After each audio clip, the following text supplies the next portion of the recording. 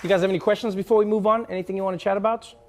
No, we good? Yes, sir? Do you think that like reparations should just go to like one like group, or like should it target like people that are in the same kind of like socioeconomic like group? Because That's an interesting question. What do you mean by that? well, like there are like white people that have like been disenfranchised like recently, like recently is the key. Recently is the key. The country like deindustrialized, right? So like a lot of people in like manufacturing jobs and stuff, like Right. areas were affected. But by so to your question, I think you have to understand what the word reparations means first. So reparations, you are repairing something that you have broken. You are paying for something that you were supposed to pay for. I'm not saying that there aren't people living in America today who are suffering and are going through pain and strife because of what's happening when it comes to the machines taking jobs, factories becoming industrialized, etc. But reparations is a specific conversation about a specific time in America, and that is black people were slaves.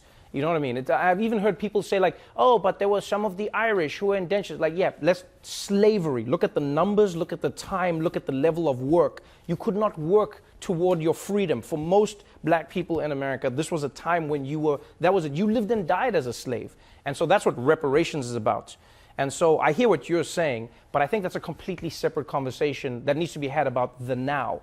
Because if you are not careful, what you then do is you combine everybody's suffering into the same bowl, and you make it seem like all injustices have the same weighting, and they don't. It's just like crimes. You know, theft isn't the same as murder. We don't try them the same way.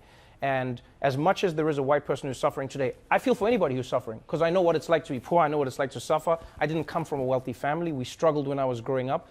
But I also understand that there are levels of that suffering. You know, and so sometimes white people, it does block a white person, because you go white privilege, and a person goes, I'm poor and I'm white. Where's the privilege? You know, white people are like, I wish I could activate my white privilege. I wish I could do it right now. White privilege, give me something. I get that. I get that. Trust me, I get it.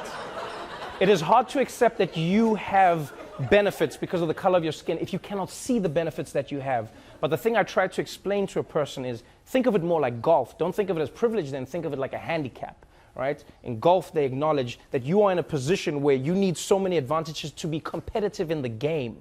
Right? So what they say is you have a handicap of 15, so that means like you're going to be hitting from this tee and you get more chances to get the ball in, because we understand the position you're in.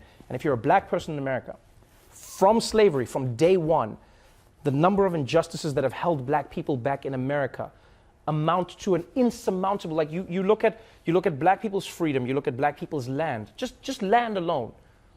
The amount of wealth you can acquire over time if you own land is exponential, because you have the land, you have the fact that you can borrow based on the land, you have the fact that you can use the money that you have borrowed to grow more wealth, you can use it to grow your family's wealth. Just taking that away from black people alone is crippling them. And so you combine that with slavery, and then you look at Jim Crow laws. You didn't let black people in America live in the areas that they wanted to live in. They couldn't get loans from the banks that they wanted to get loans from. And then on top of that, when they started getting the loans from American banks were found to be giving them higher interest rates, when in fact they were the same risk as many of the other races that they were giving loans to. So when you combine all of those things, I think it's safe to say that black Americans have a conversation that they need to be having with the United States. Doesn't involve me, doesn't involve white people, it's like, yo, American government, meet the black people. That's it. Have that conversation.